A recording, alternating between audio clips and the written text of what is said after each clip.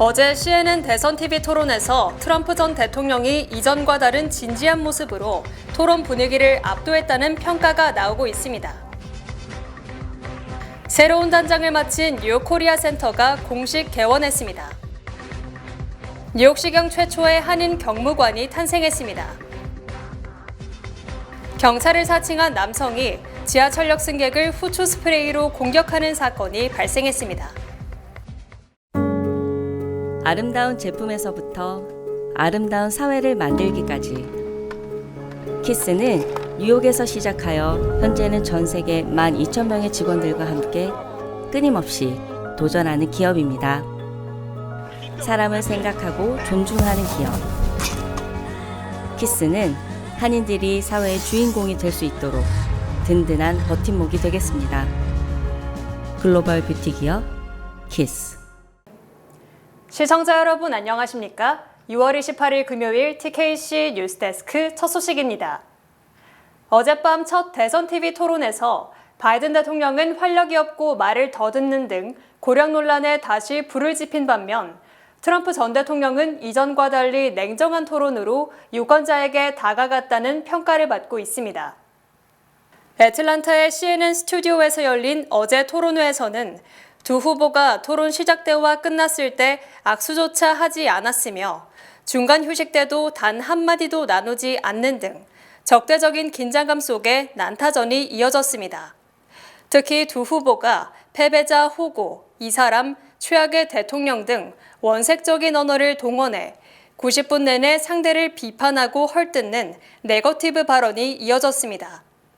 바이든 대통령은 여성을 성추행하는데 벌금으로 몇십억 달러를 내야 하느냐며 부인이 임신 중인데 포르노스타와 성관계를 가졌다 등 최근 유죄 판결을 받은 성추행 입막음 사건을 적나라하게 언급하며 길고양이의 도덕성을 갖고 있다고 비난했습니다. 트럼프 전 대통령은 포르노스타와 성관계를 가진 적이 없다며 바이든이 문장의 마지막에 무슨 말을 했는지 모르겠다며 그 자신도 자기가 무슨 말을 했는지 모를 것이라고 인지력이 떨어졌다고 주장했습니다. 또한 바이든은 트럼프가 유죄를 받은 중죄인이라고 언급했고 트럼프는 바이든이 그가 한 모든 일 때문에 유죄를 받은 중범죄자가 될 수 있고 이미 범죄자라고 맞받아쳤습니다. 특히 바이든 대통령은 4년 전 토론 때는 도전자의 입장이었지만 시종 여유 있는 모습이었지만 어제는 경직된 상태에서 거치고 쉰 목소리로 자주 말을 더듬는 등 활기를 찾기가 힘들었습니다. 반면 트럼프 전 대통령은 4년 전 토론 때와 달리 진지한 모습을 보였으며 냉정하게 토론에 임하면서 발언 시간도 더 많이 차지했고 자신의 주장을 힘찬 목소리로 조목조목 전달, 분위기를 압도했습니다. 어젯밤 대선 토론에서 두 후보는 한국과 북한 등 한반도 문제에 대해서는 가볍게 언급했을 뿐 본격적인 정책 문제는 언급하지 않아 한반도 문제가 미국 대선에서도 우선순위에서 밀려났다는 지적을 낳고 있습니다. 바이든 대통령은 트럼프 전 대통령이 바이든 취임 뒤 미국이 약해졌다고 주장하자 우리는 세계에서 가장 강력한 나라라며 우리는 우리의 약속을 지키는 나라이며 우리의 모든 동맹을 비롯해 모두가 우리를 신뢰한다고 말했습니다.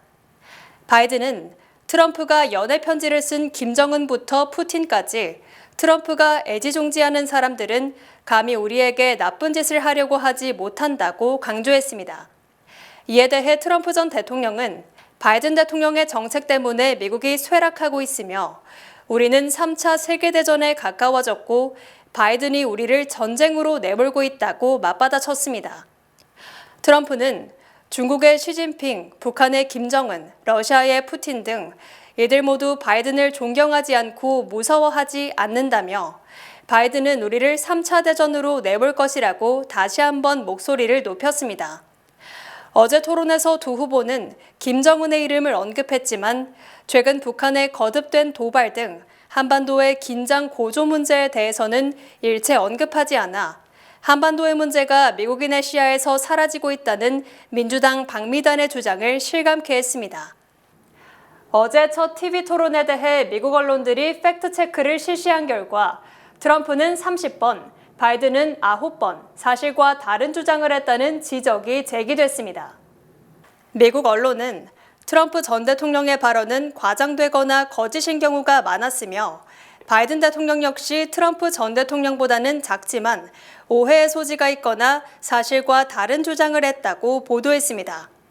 CNN 팩트체크팀은 트럼프 전 대통령이 토론 중 30번 이상 거짓 발언을 한 것으로 집계했으며 바이든 대통령은 거짓이거나 오해 소지가 있는 발언을 최소 9번 이상 했다고 지적했습니다.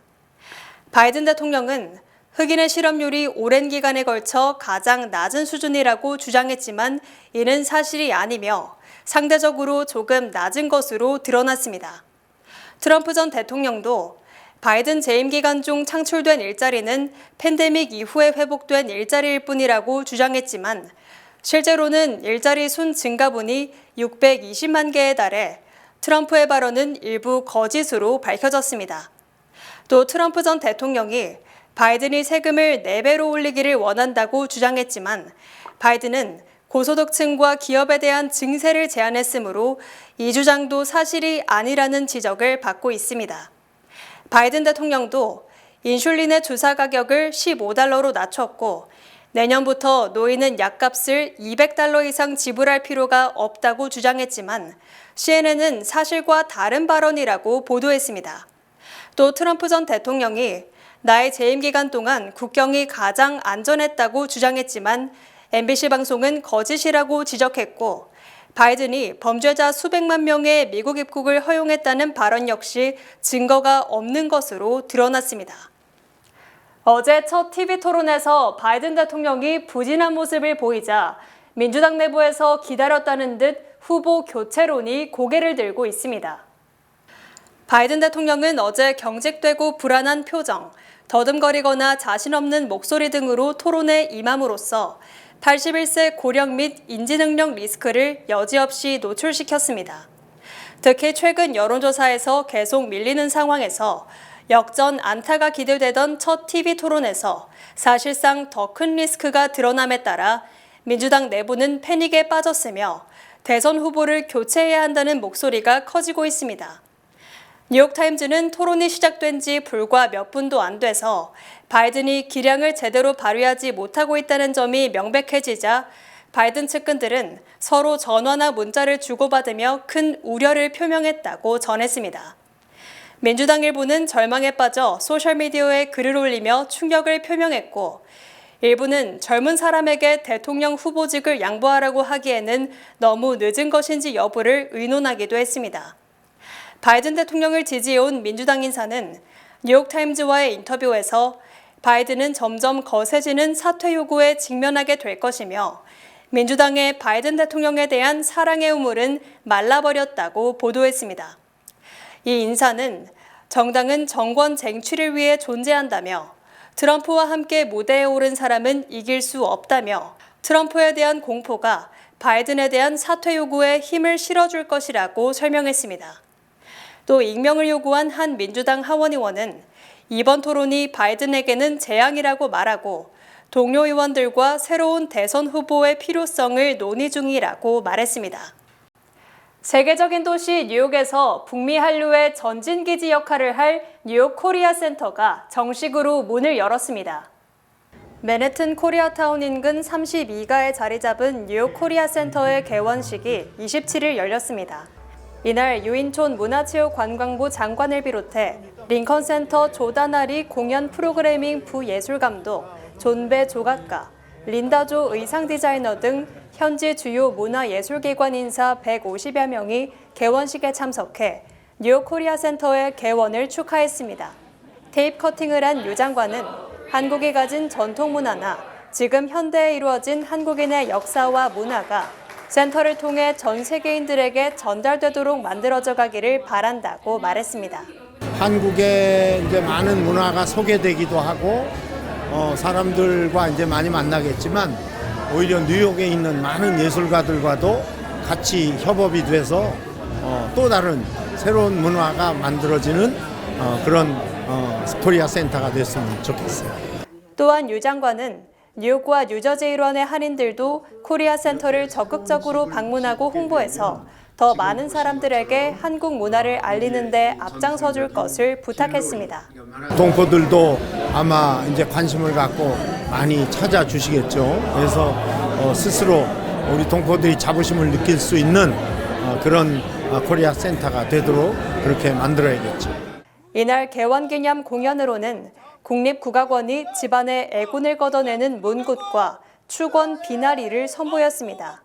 한편 지난 1979년에 개원해 올해로 45주년을 맞이한 뉴욕 한국문화원은 맨해튼 32가에 뉴욕 코리아 센터를 건립해 확장 이전했습니다. 한편 뉴욕 코리아 센터는 지하 2층과 지상 7층의 규모로 건립됐으며 지하에 위치한 190석 규모의 공연장과 함께 1층 미디어벽, 2층 전시장과 정원, 3층 도서실, 4층 요리강습실 등으로 꾸며졌습니다. 뉴욕 경찰 역사상 처음으로 한인 경무관이 탄생했습니다. 뉴욕시 경찰국은 오늘 퀸즈 북부 경찰본부에 허정윤 총경을 경무관으로 승진 발령했으며 경무관은 별 1개로 사실상 경찰의 최고위직 중 하나로 평가됩니다. 허정윤 총경은 지난해 12월 한인으로는 처음으로 총경에 임명된 데 이어 6개월 만에 경무관으로 승진한 것으로 경찰 역사상 파격적인 승진으로 풀이됩니다. 허정윤 총경의 정식 직급은 데퓨티 칩으로 한국 경찰로 따지면 경무관에 해당하며 계급장도 독수리에서 군장군과 같은 별 1개로 바뀌게 됩니다. 허정윤 총경은 지난 1998년 한인 최초의 여성 경관으로 임용된 뒤 2003년 경사, 2011년 경위, 2016년 경감, 2022년 경정, 2023년 총경으로 진급했습니다. 허정윤 총경은 경무관 승진 통보를 받았으며 한인경찰로서 드디어 해냈구나 하는 자긍심을 갖게 됐다며 임무를 성실히 수행하는 한인경찰의 롤모델이 되겠다고 다짐했습니다. 뉴욕시경을 사칭한 남성이 지하철에 탑승하려는 시민들을 체포하려 시도하고 한 남성이 이에 불응하자 그에게 후추 스프레이를 뿌리는 등 황당한 사건이 벌어졌습니다. 주말 저녁 붐비는 지하철역에서 한 남성이 뉴욕시경 형사 배지를 목에 걸고 경찰을 사칭하며 시민들의 공격을 가하는 황당한 사건이 벌어져 경찰이 용의자를 수배 중입니다. 23일 오후 6시 35분경 로어 맨해튼의 화이트홀 스트리트 사우스 페리 지하철역에서 한 남성이 지하철에 탑승하려는 시민들을 가로막았습니다. 그는 자신을 경찰이라 소개하며 그들을 체포하려 했습니다. 46세 남성이 그로부터 달아나려고 시도하자 용의자는 후추 스프레이를 꺼내 피해자의 머리 뒤에 이를 뿌렸습니다. 이후 용의자는 북행 R열차를 타고 그대로 도주했습니다. 피해자는 공격으로 인해 얼굴이 부어오르고 가벼운 화상을 입었습니다. 목격자에 따르면 용의자는 샵 694라고 쓰여있는 뉴욕시경 형사 배지를 차고 있었으며 찢어진 청 반바지와 검은색과 노란색이 섞인 티셔츠, 노란 모자를 착용한 모습이 마지막으로 포착됐습니다. 경찰은 이번 사건과 관련해 시민들의 적극적인 제보를 당부했습니다. 팬데믹 이후 젊은 층 18만 6천 명이 뉴욕시를 떠나는 등 20세 미만 인구 유출이 심각한 것으로 나타났습니다. 뉴욕시의 어린이와 청소년 수가 신종 코로나 바이러스 팬데믹 이전보다 현저히 줄었습니다. 인구 데이터 조사 회사 소셜 익스플로러의 최근 인구조사 데이터에 따르면 2023년까지 뉴욕시 내 20세 미만 인구는 18만 6천 명 이상 줄어들어 180만 명으로 감소했습니다. 이는 3년 전과 비교했을 때 9% 감소한 수치입니다. 브루클린은 6만 6천 명, 퀸즈는 5만 3천 명, 브롱스는 4만 1천 명, 맨해튼은 2만 2천 명, 스태튼 아일랜드는 거의 4천 명의 어린이와 청소년 인구를 잃었습니다. 이는 최근 10년간 가장 큰 하락폭인 가운데 소셜 익스플로러는 이 같은 인구 유출이 뉴욕시 교육정책과 공립학교 시스템에도 영향을 미칠 가능성이 있다고 경고했습니다. 뉴욕시는 미국 최대의 공립학교 시스템을 운영하고 있으나 공립학교 학생 수는 2010년 이후 꾸준히 감소해왔습니다. 젊은 층의 인구 유출에 대한 원인으로는 저렴한 주택 부족, 재택근무 증가 등 근무 형태의 변화와 범죄에 대한 우려, 높은 양육비, 더 많은 공원과 개방된 공간에 대한 욕구 등이 꼽혔습니다. 올해 상반기 미국 주식시장이 금리 인하가 단행되지 않은 데 대한 실망감을 인공지능 열풍으로 극복하면서 주가를 15% 정도 상승시킨 것으로 나타났습니다. 월스트리트저널은 주식 투자자들이 지난해와 마찬가지로 인공지능에 열광하면서 올 상반기 스탠더드&푸어스 500 지수를 15% 정도 밀어올리는 등 인공지능이 주식시장 상승을 이끌었다고 진단했습니다. 특히 인공지능 반도체 대장주인 엔비디아의 주가가 올해만 2.5배 이상 상승하면서 세계에서 가장 가치 있는 회사가 됐다고 보도했습니다. 반면 올해 초 기준금리가 연내에 6번 내릴 것이라는 기대감으로 시작됐지만 인플레이션 압력이 여전한 것으로 나타나면서 금리는 단 한 차례도 내리지 않는 등 금리는 증시 상승은커녕 발목을 잡는 큰 부담으로 작용했습니다. 올해 스탠더드&푸어스 500 지수는 모두 31번이나 사상 최고치를 경신했고 채권금리가 올라 돈이 채권 시장으로 몰릴 것이라는 우려에도 불구하고 되레 주식 투자는 더 늘어났습니다. 이처럼 주가가 강세를 보이고 있지만 하반기에는 너무 많이 올랐다는 부담감과 대선에 따른 불확실성 등으로 주가가 약세를 보일 가능성이 크다는 전망도 제기되고 있습니다. 전기차의 대명사인 테슬라의 품질이 다른 자동차 회사 전기차보다 뛰어나지 않다는 조사 결과가 나왔습니다. 시장조사업체 JD파워가 매년 실시한 자동차 품질 조사에 따르면 테슬라 신차 100대당 불만 신고가 접수된 건수는 266건이며 이는 다른 자동차 회사의 전기차 100대에 대한 불만 건수와 동일한 수준이라고 밝혔습니다. 블룸버그 통신도 이전까지 테슬라 차량에 문제가 적었지만 이제 품질 우위는 사라졌다고 보도했습니다.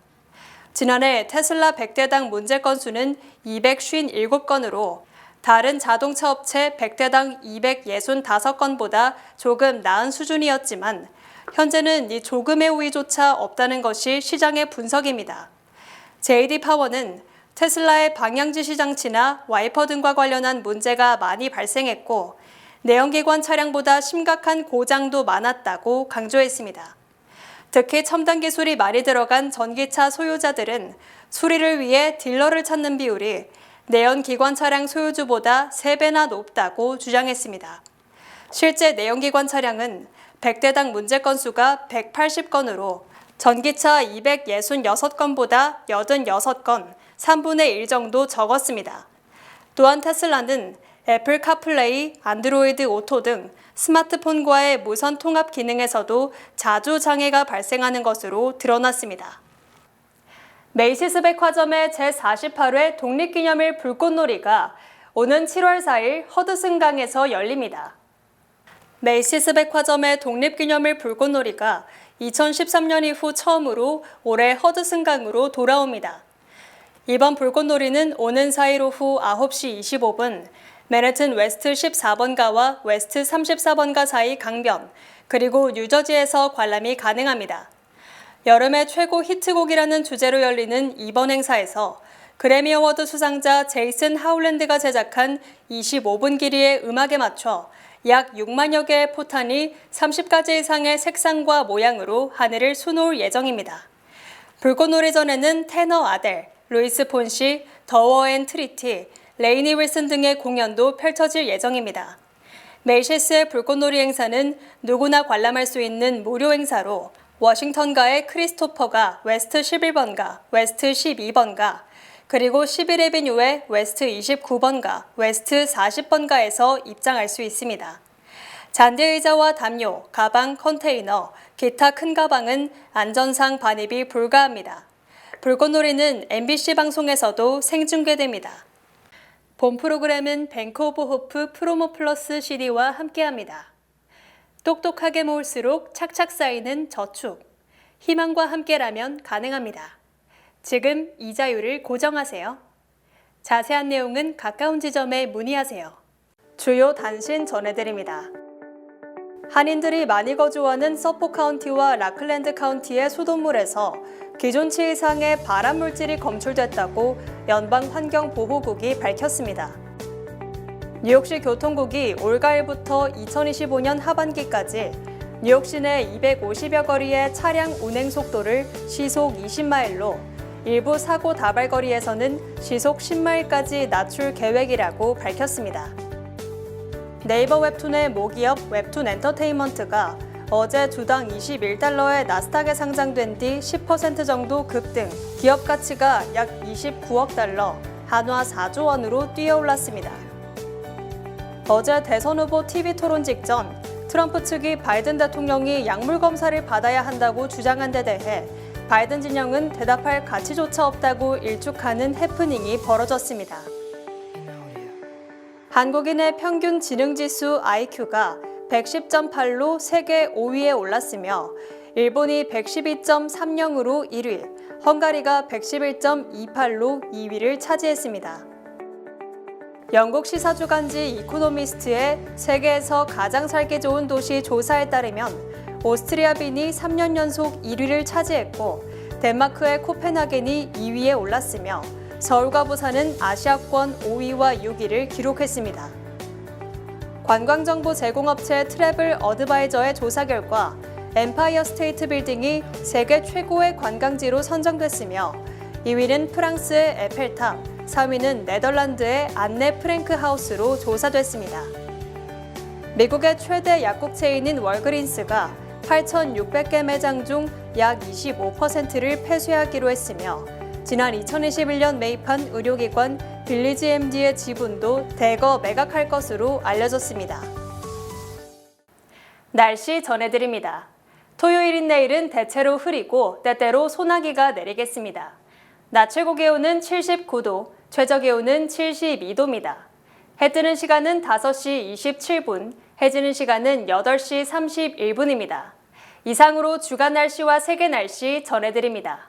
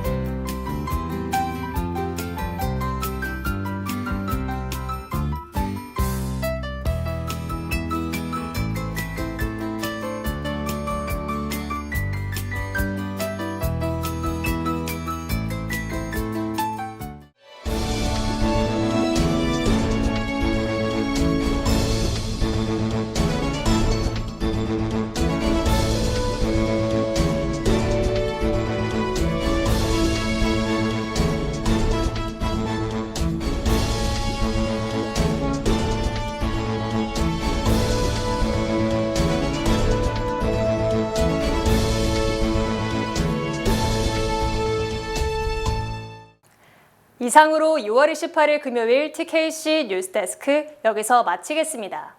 시청해주신 여러분 고맙습니다.